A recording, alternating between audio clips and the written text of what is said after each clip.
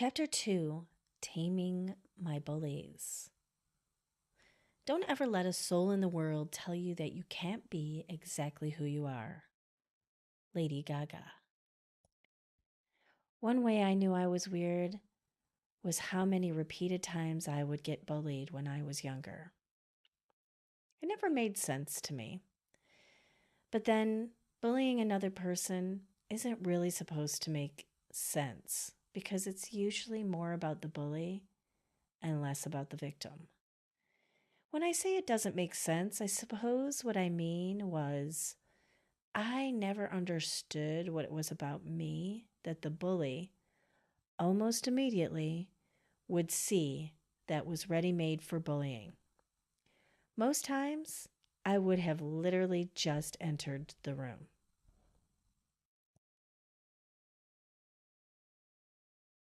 There was one time that stands out so vividly in my mind that I will never forget it. When I go back into this memory, I can feel it in my body and smell the air as if I'm there again. It made that big of an impression on me in my young life. I was about 6 or 7 years old when this happened. That would make it the early 1980s. Every summer, my mother would have us go to a daycare camp-like thing at the YMCA. We were always perpetually running late, and always on the first day of day camp. My older sister was set to go to a different room because she was in a different age group, being that she was 3 years older than me. I always hated being separated from her because she was my protector most of the time in new situations like these. My mother escorted me into the room where I was going to play all day. When we arrived, the room was dark, and a film was playing on what appeared to me to be a big, white, rolled-down screen. We were asked to bring a blanket or a towel for the day, and I had my very favorite one, named Pinky. Yes, indeed, Pinky was my security blanket, but I did not think of her that way. She was my friend, and a great comfort to me, mostly at home. Today, she was with me. Through hushed voices, my mom and the caregiver spoke. My mom then turned to me to kiss me goodbye. I was led deeper into the room holding the caregiver's hand. She whispered to me, "You're not too late to catch up. Lay your blanket here and sit down." She seemed reassuring and nice. So with wide eyes, I laid the blanket down neatly and took a seat on it. When she left me, I felt a bit uneasy again. I sat down and got comfortable when I felt a wave of heat, that is how it feels to me, came over me. A prickly sensation that I know means someone was focusing in on me, and not in a good way.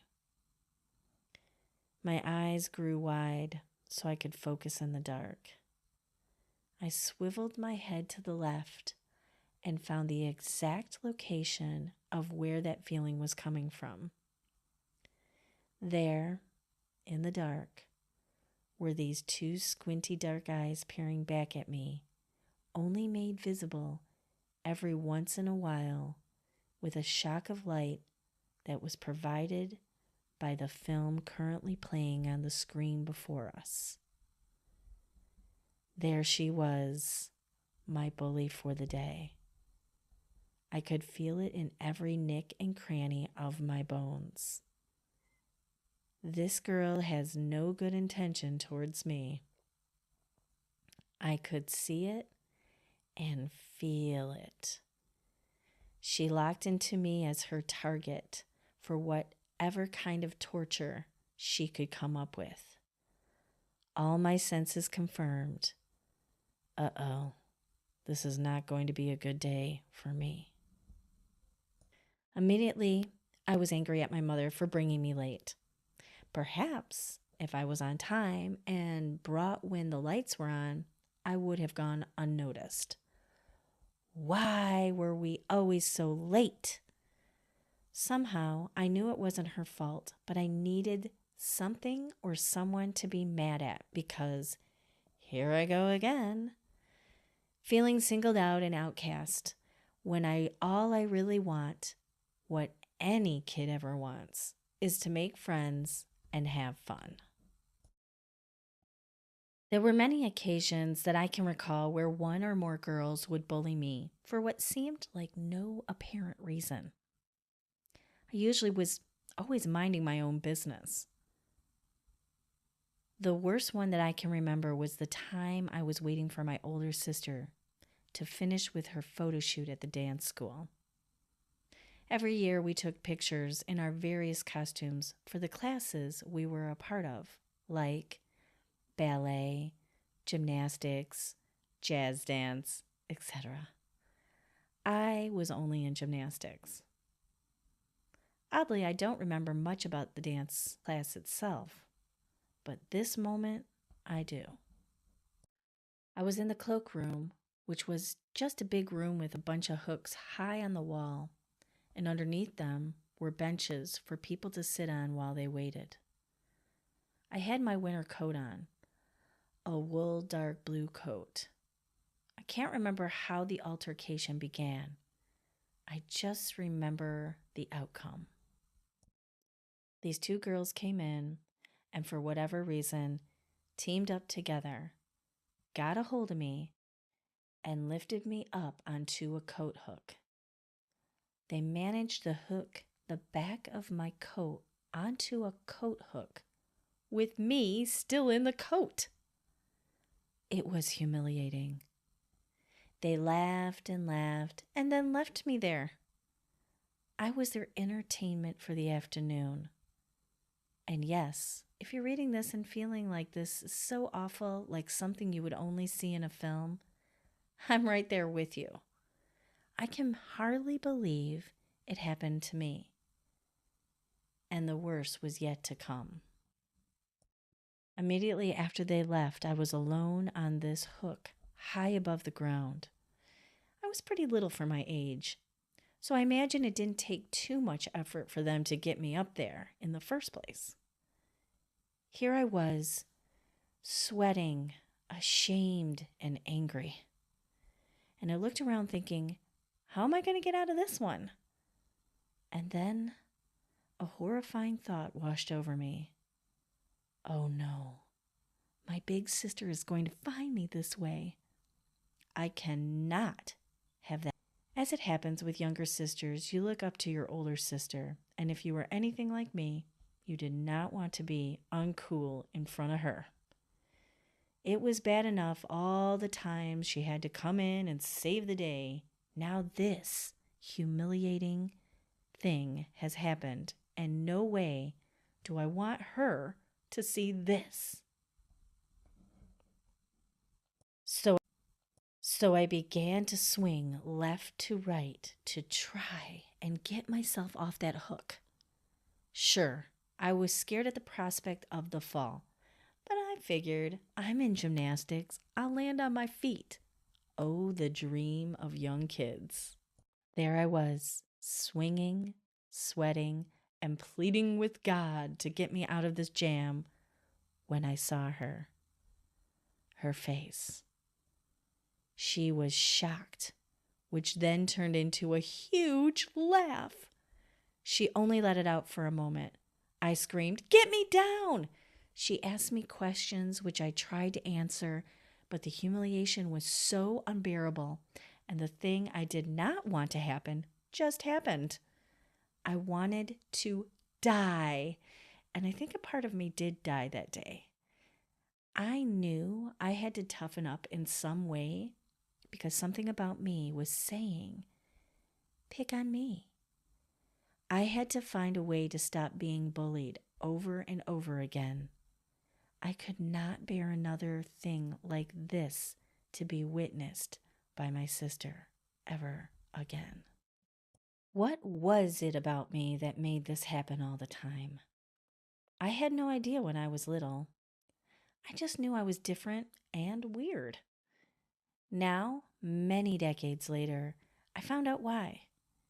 It has to do with my abilities to connect with people in a very invisible way. They call this being an empath. Before I tell you what an empath is, let me tell you how I learned about what is called HSP, highly sensitive person. This is a diagnosed condition that means you have a brain that is wired a bit different than others and set up to perceive more in filters that are more sensitive. It is a neurodivergent condition. For example, an HSP is sensitive to sounds, smells, sensations, feelings, the environment that they are in, and changes in energy. As an HSP, you are filtering, observing, and surveying your environment in the smallest of ways. An empath, however, goes a few steps further. They immerse in their environments energetically, and their senses are so acute that often they are psychic and extremely intuitive. What I discovered for myself is that it means I can sense the feelings of others before there is an indication of their feelings on the outside, meaning they aren't quite yet displaying it through anger, tears, or laughter. I get the subtle shift in the body's energy before it comes out. That is one of the many ways I connect with people. If you go back to my first bully story, you will note that I felt a prickly sensation in a dark room. I knew from that feeling that someone had bad feelings towards me. This has always been something I could do. No one told me how to use it or that it was different. So most empaths think everyone does this. This is why it takes us a long time to figure it out. We don't know that it's unique, except that we never hear other kids talking about how they sense things. Nor is it reinforced at school or by adults. Usually, we are encouraged to dull them down. And since I got bullied a lot, well, I got the message that it meant I'm weird or other. And from these traumatic experiences, I gathered that it was something no one should know about me. How does the bully know I can do this? I suppose they also have these abilities in a different way. While I am an empath and my senses are set up to give compassion and be kind to others, theirs have gotten warped into dominating others so they can feel good about themselves. Something happened to them. I can't really ever know how they decided to do what they did to me. This is just what I assume and how they sensed me. What came of these intense experiences is that I learned how to use my gifts to make myself seem like the others. And of course, that meant I would eventually find a way to hide them away. This would be the beginning of a lot of painful times. And ultimately, it never went away. And when I think back on my life, I'm grateful that it didn't.